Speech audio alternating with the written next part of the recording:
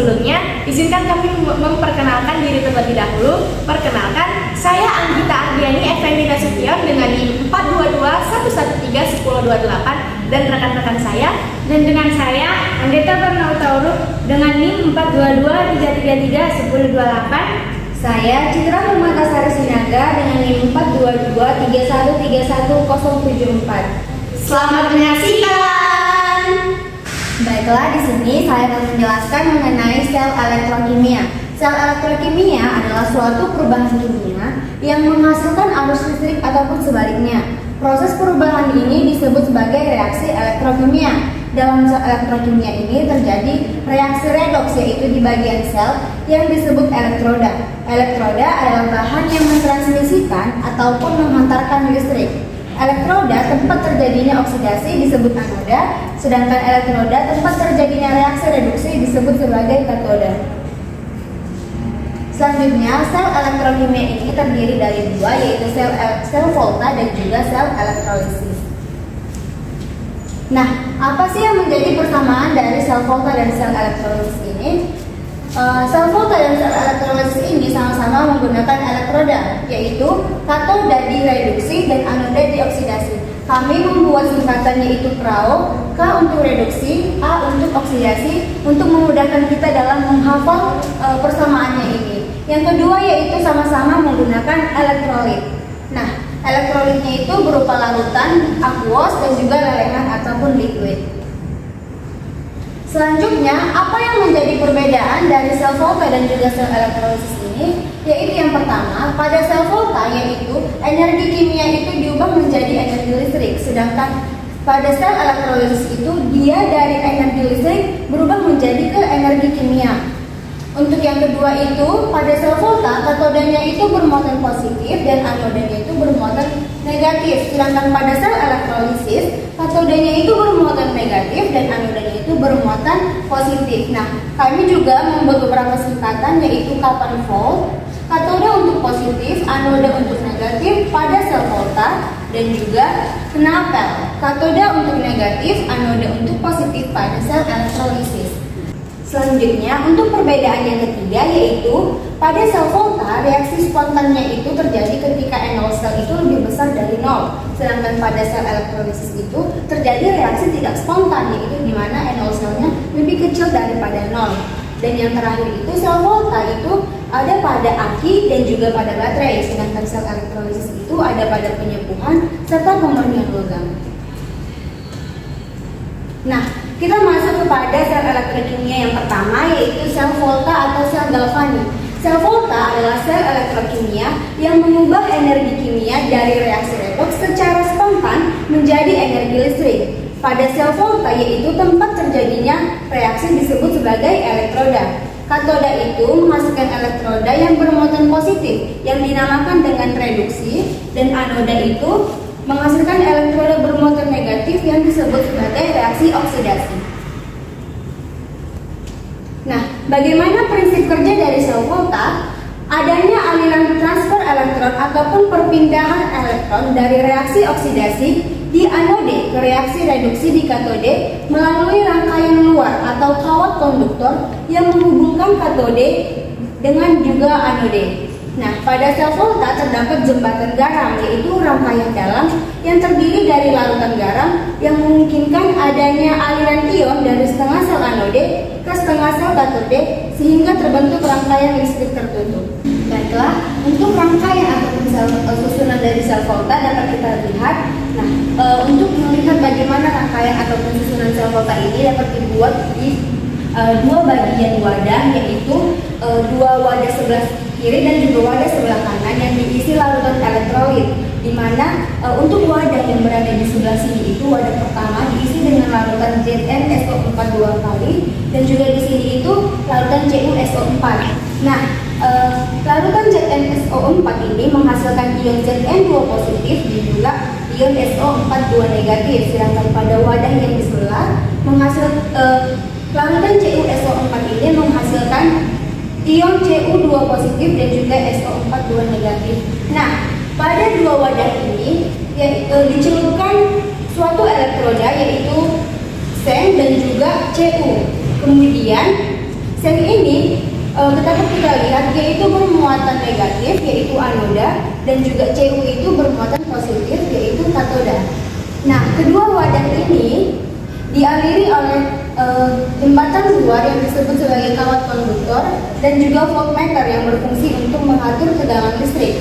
Kemudian dialiri juga oleh jembatan garam di mana ini rangkaian dalamnya yang berbentuk tabungku dan juga dengan tutup berpori. Kemudian larutan ZnSO4 ini yang bermuatan negatif atau anoda melepaskan elektron menjadi Zn2 positif tambah 2 elektron yang kita sebut sebagai reaksi oksidasi karena terjadi peningkatan bilangan oksidasi dari Zn ke Zn2 positif. Nah, untuk katodenya ini menerima elektron yaitu katode positif Cu2 positif tambah 2 elektron menghasilkan Cu dan juga ini disebut sebagai reaksi reduksi karena terjadi pengurangan bilangan oksidasi dari Cu2 positif tambah 2 elektron. Nah, dihasilkan reaksi totalnya yaitu Zn tambah Cu2 positif menghasilkan Zn2 positif tambah Cu. Ini hasilnya bisa kita buat sebagai notasi sel seperti ini. Selanjutnya kita masuk ke materi potensial reduksi atau potensial redox yang di Voltaire.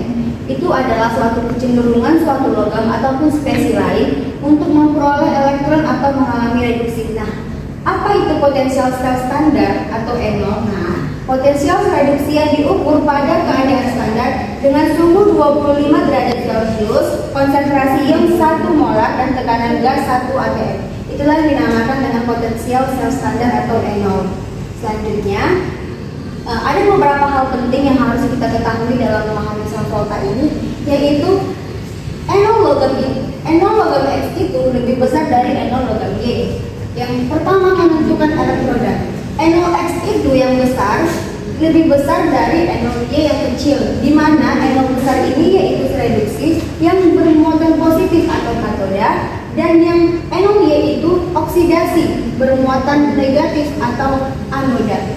Selanjutnya itu untuk menentukan potensial sel standar atau NO sel itu ada rumusnya yaitu NO sel sama dengan NO reduksi dikurang NO oksidasi. Kita bisa juga temukan pada contoh soal yang lain mungkin yaitu NO besar dikurang NO kecil. Nah, jika kita hasilkan reaksinya itu positif, maka ini disebut sebagai reaksi spontan.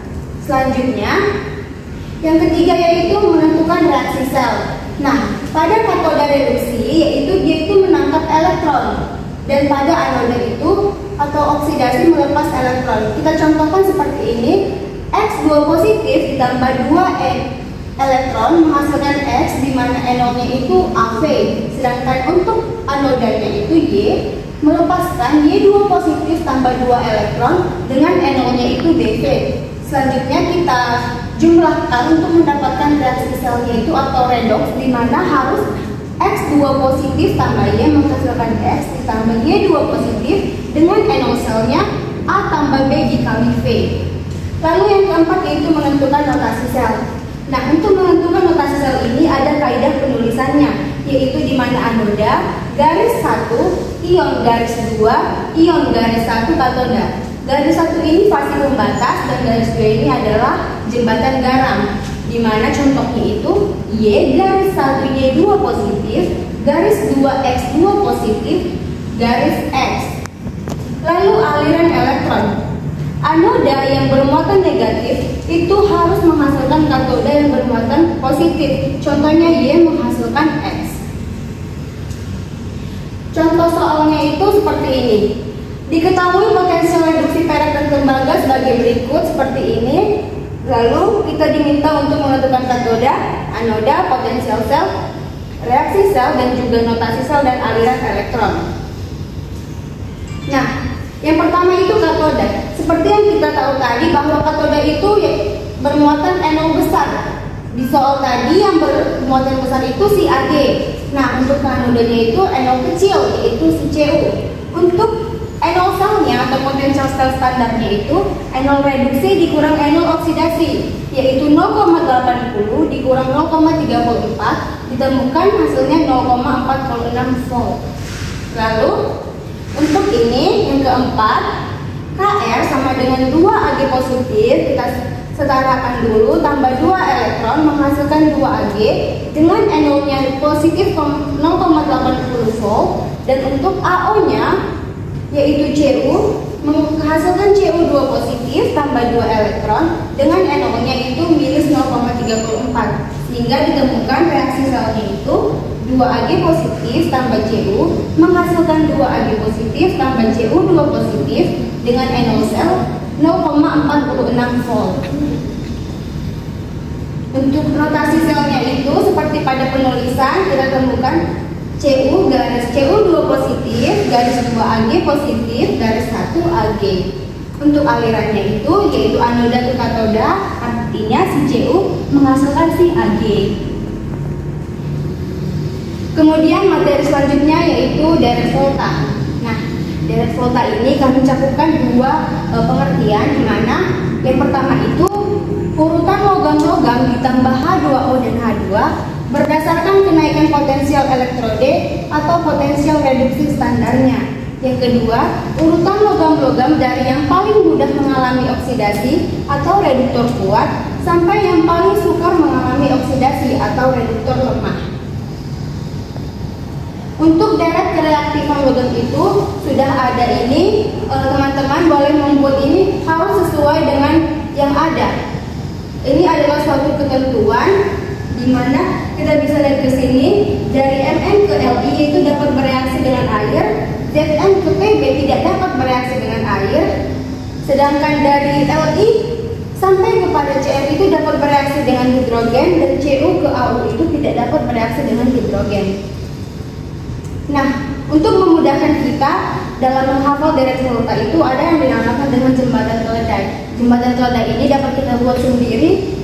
Contohnya seperti yang kami buat ini.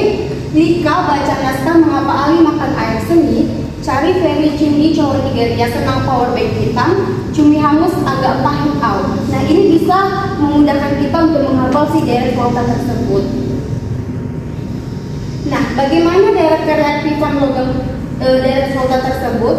Yaitu semakin ke kiri nilai E-nya itu semakin kecil dan semakin mudah teroksidasi, semakin mudah melepaskan elektron, logam semakin reaktif dan semakin kuat sifat reduktor logamnya. Sedangkan semakin ke kanan, nilai E-nya itu semakin besar, semakin mudah tereduksi, mudah menangkap elektron, logam tidak reaktif dan semakin kuat sifat oksidator kationnya. Sehingga dapat disimpulkan logam yang terletak di sebelah kiri lebih reaktif sehingga dapat mendesak logam yang di sebelah kanan dari senyawanya ataupun garamnya. Contohnya itu pada Mn tambah CuSO4 menghasilkan MnSO4 tambah Cu. Nah, Mn tambah Cu2 positif itu menghasilkan Mn2 positif tambah Cu. Reaksi ini disebutkan spontan karena dapat berlangsung, yaitu dapat menghasilkan reaksi yang positif.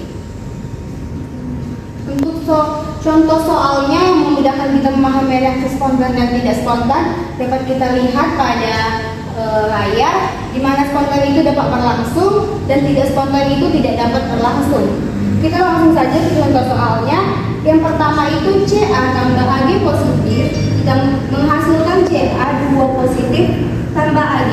Nah, kita lihat Ca ke Ca2 positif itu terjadi penambahan bilangan oksidasi yang disebut sebagai reaksi oksidasi, sedangkan Ag positif ke Ag itu terjadi reaksi reduksi karena terjadi pengurangan bilangan oksidasi.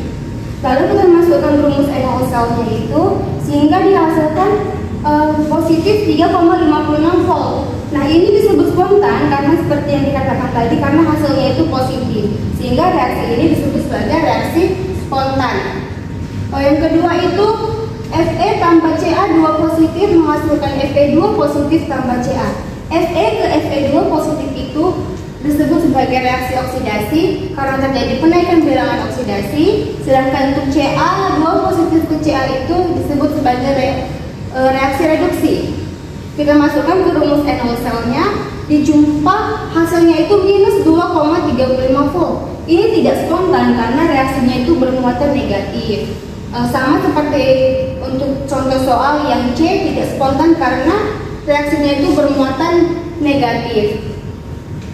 Nah, selanjutnya adalah sel elektrolisis. Sel elektrolisis merupakan sel elektrokimia yang mana energi listrik digunakan untuk menjalankan reaksi redoks itu tidak spontan. Elektrolisis dapat didefinisikan sebagai reaksi penguraian zat menggunakan arus listrik.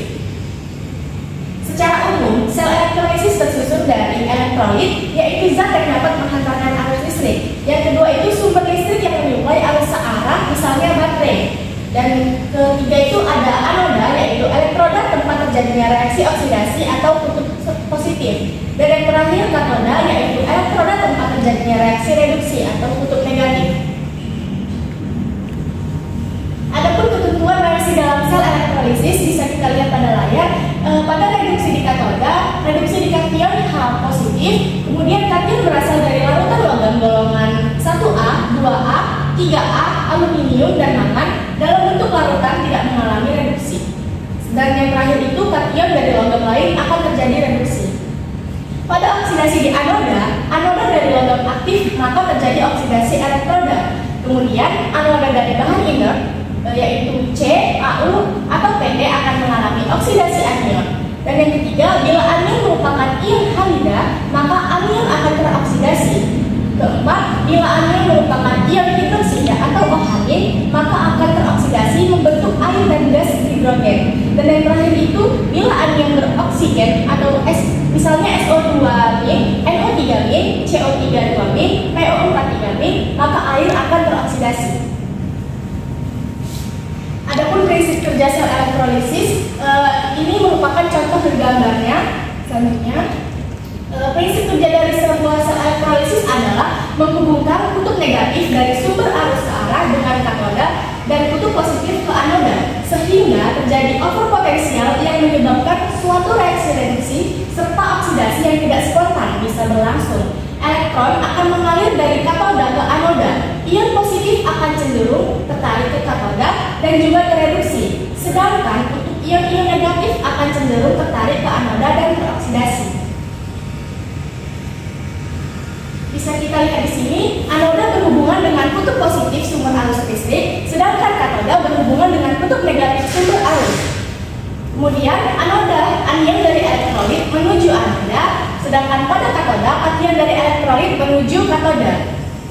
Yang ketiga ini, anoda mengalami oksidasi, sedangkan katoda mengalami reduksi. Dan yang terakhir itu, anoda melepas elektron, sedangkan katoda menerima elektron. Berikut ini adalah contoh dari sel elektrolisis. Pada fenomena gambar di sini, aliran elektron dari sumber listrik akan menuju katoda. Kemudian, kation dalam larutan elektrolit menangkap elektron dan terjadi suatu reaksi reduksi. Sedangkan pada aliran ion negatif dalam larutan elektrolit akan menuju anoda sambil melepaskan elektron kembali menuju sumber listrik yang mengakibatkan terjadinya reaksi reduksi. Adapun fungsi sel elektrolisis dalam kehidupan sehari-hari yaitu yang pertama, sebagai pembuatan oksigen, hidrogen, dan gas protein di laboratorium. Yang kedua, pemurnian logam. Ketiga, penyembuhan logam seperti AU, Ni, dan Ag. Dan yang terakhir itu membantu dalam proses produksi aluminium dan natrium. Berikut ini adalah contoh soal dari reaksi elektrolisis. Yang pertama, tuliskan reaksi elektrolisis berikut. Larutan NaCl dengan katoda Fe dan anoda Cu. Jadi, anoda positif, Cu menjadi Cu2 positif ditambah 2 elektron. Kemudian katoda negatif, 2H2O ditambah 2 elektron menjadi 2OH- ditambah H2. Adapun reaksi selnya yaitu Cu ditambah 2H2O menghasilkan Cu2 positif ditambah 2OH- ditambah H2. Contoh soal yang kedua yaitu tentukan reaksi elektrolisis dari reagen CuSO4 dengan elektroda Cu, yaitu anoda positif Cu menjadi Cu2 positif ditambah 2 elektron, katoda Cu2 positif ditambah 2 elektron menjadi Cu. Adapun reaksi selnya yaitu Cu anoda menghasilkan Cu katoda. Baik, hukum Faraday. Yang dimana Michael Faraday pada tahun 1833 adalah orang Inggris pertama yang menerangkan hubungan kuantitatif antara banyaknya arus listrik yang digunakan pada elektrolisis dengan hasil elektrolisisnya. Hubungan kuantitatif itu disimpulkan dalam dua hukum yang dimana sebagai berikut.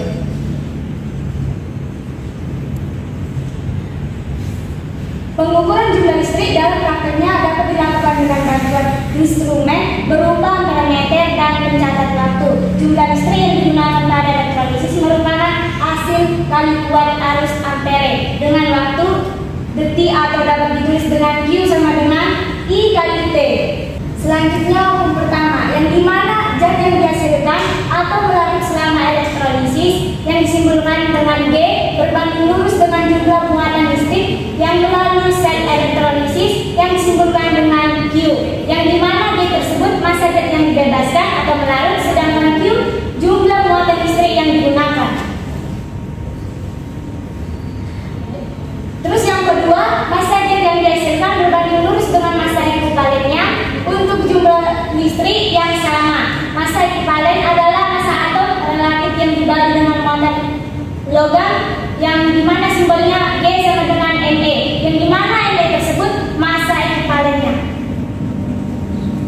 Terus hukum Faraday yang pertama dan kedua dapat disimpulkan bahwa setiap zat Faraday listrik pada elektrolisis akan menghasilkan massa zat sebanyak massa ekuivalennya berdasarkan instrumen yang ada pada elektrolisis berlaku.